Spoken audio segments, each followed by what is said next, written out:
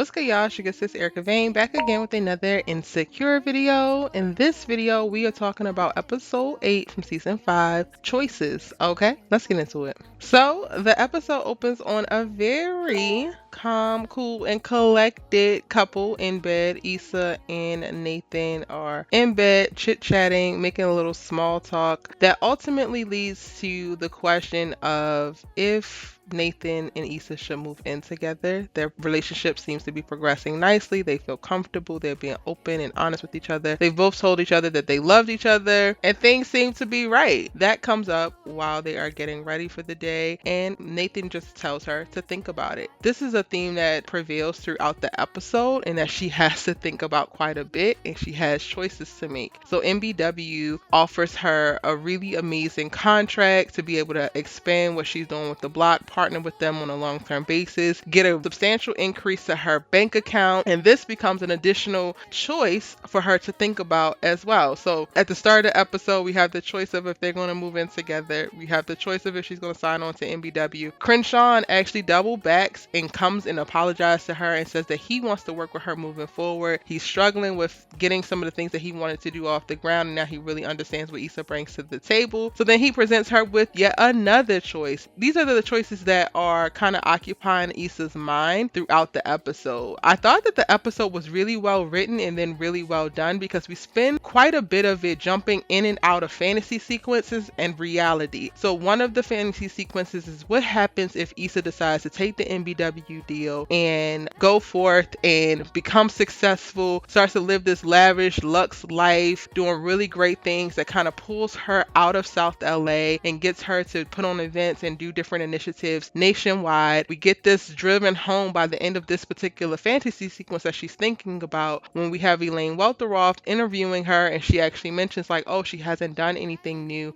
in Inglewood in quite a while. And then we get her going back to Inglewood, or going back to LA, only to find out that she actually, in that dream sequence or fantasy sequence, she's still with Nathan. She's working for MBW. She moved out of Inglewood to West Hollywood so that she could be closer to the MBW offices, and she's really, even in the fantasy sequence, questioning if any of this lines up with who she wanted to be or who she thought she would be a few years down the line. I thought that was so cool. Even how they did it, you don't realize that the fantasy sequences are fantasy sequences at first, at least not with this very first one. It kind of happens so seamlessly that you think that they're just taking more time jumps like they have throughout the season, when all actuality, we're having mirror moments with Issa, who is actually taking time to think about some of the choices moving forward. And I think that this is a great follow-up episode to the last episode, where the theme was that Issa needed to own her choices. And I think part of the whole owning your choices is being a little bit more intentional as you make them. One of the things that people have called out in this particular season is that Issa is a very inconsistent person, and that is starting to, I think, weigh on her a little bit and forcing her to make different decisions, to make intentional decisions,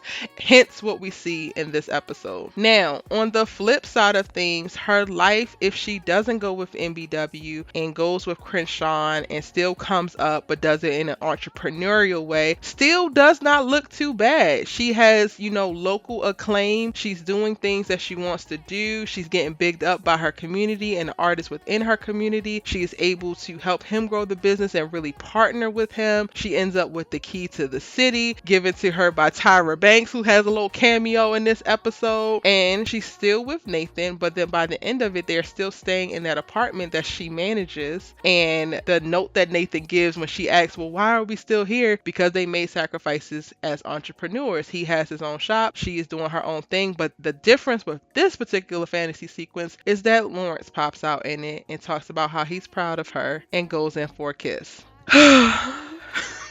The stress, y'all. Literally the stress. I ain't even gonna hold you. The first fantasy sequence, I got so furious because I wasn't sure if it was real or not. And then once I found out it wasn't, I was like, okay, cool. And then when they jumped into this one, I was hollering at the end, because that is still a thing that is haunting my mind. Like, Issa and Lawrence did not actually end. And I guess you don't get closures that are completely clean cut, right? So that's cool. But the way they ended, it just kind of ended. And there's still something to be said there. She did actually actually call him a few weeks prior to, and he called her back and she ignored the call, she is still definitely wondering about that road that she did not travel. And there's something to be said about what does the future look like if she actually makes a different choice with her partner. Because in both of these sequences, she saw Nathan as her partner. And I do think that he's a stable partner. I do think that he loves her deeply. I do think that she cares for him. But I'm not too sure if she loves him to the same level that she loved Lawrence. And if she doesn't, then I'm sorry, y'all, but Issa needs to go ahead and be with Lawrence. Because at the end of the day, you need to be with the person that's going to make your heart most sing, not kind of sing or be okay with a little bit of, sing a twinkle twinkle here and there. No, we're living life to the fullest. We're loving to the fullest. We're growing to the fullest. We're doing everything to the fullest that we can possibly do. And we're not settling, which is something that Issa has to think on too. And she's very nervous about making the right decision. I love the conversation with her and Molly in this episode because Molly gives her some really good advice about there's actually no right choice. There's just choices. And regardless, you're going to be fine in reference to the whatever choice you decide to make. Speaking about Molly, she is moving right along when it comes to Torian, who actually comes through for her in this episode after she cancels on their little date night and gets wings and wine delivered to comfort her. She had quite a stressful day of going through will and estate planning with her parents. That's something that Kelli actually helps her out with. And I really enjoyed the inserts of the Molly and Kelli scenes. They added a little bit of comedic relief, a little bit of levity, but then also still the seriousness that is, estate planning with your parents and planning for their unfortunate demise. Now, my favorite part of Molly, honestly, I think in this whole series, was watching her leave her parents' house after everything was all said and done, getting into her car and starting to cry. I felt that in every ounce of my body. I've been that girl. When I moved to LA, I remember a moment of me crying on the PCH, not knowing if I had made the right decision and just feeling so overwhelmed, so full of just a lot of thoughts and emotions. And I feel like this is the most relatable that we have seen Molly. I absolutely adored it. And then this is the moment where Torian kind of steps in and plays his part, and I absolutely love that for her. Torian and Molly are definitely loaded, and I cannot wait to see it. Alright, y'all, that is my full breakdown for episode 8 of Insecure season 5. Choices okay. I'm sorry for that man Nathan. It's not looking good, I fear, but we're gonna see in episode 9. It's your good sis Erica Vane. If you're new here, hit the subscribe button, turn on your bell notifications so that you don't miss any of my Insecure videos as we continue to wind down in the 5th and final season, and I'll see you in the next one. Bye.